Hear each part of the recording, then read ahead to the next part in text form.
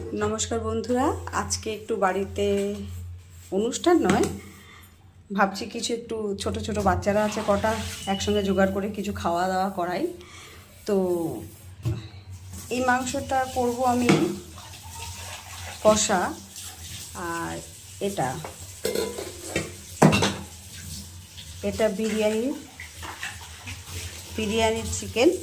আর এই যে চালটা মনে হচ্ছে আমার কমই হবে, কারণ প্রায় 14-15 জন, তো এটা 1.5 কিলোর মতন চাল আছে, আর 1.5 কিলো আনতে দিয়েছি।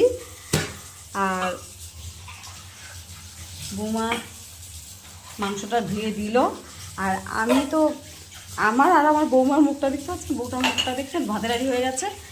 আমারও এরকম ভাতের হাঁড়ি মুখ হয়ে যায়, কারণ মাছ মাংস আমিও তো খাওয়া বন্ধ করে দিয়েছি, মানে গা গোলাচ্ছে। তবুও ওই আমার হাজব্যান্ড করবে। আর একটু সঙ্গে যদি কিছু পারি করতে ভালো, আর নয়তো মাংস আর বিরিয়ানি এই দুটোতেই কমপ্লিট হয়ে যাবে খাওয়া দাওয়া।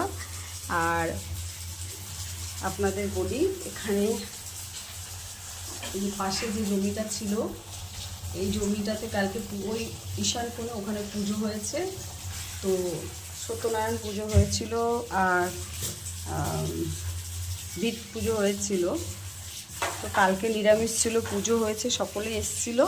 আর তার মানে ওই সময় আমরা নিরামিষই খেয়েছি, কিন্তু আজকে তার জন্য বাচ্চাদের জন্য এই বিরিয়ানি আর কষা মাংস তোমাদেরকে শেয়ার করলাম। তোমরা সকলে মিলে এসো, আর যেইটুকুই হোক কম বেশি করে সবাই মিলে আনন্দ করে খাওয়া দাওয়া হবে। ঠিক আছে বন্ধুরা, টাটা।